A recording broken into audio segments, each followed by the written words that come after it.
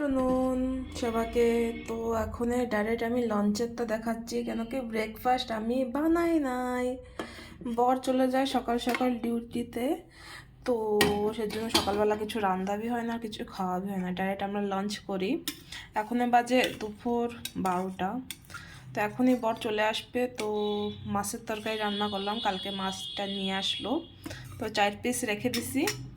তো বাড়িতে আমার মা কাঁচা টমেটো পাঠাইছিল, তো ওইটা দিয়ে আজকে কাঁচা কলা দিয়ে আলু দিয়ে একটু গাজর দিছি, দিয়ে মাছের তরকারি।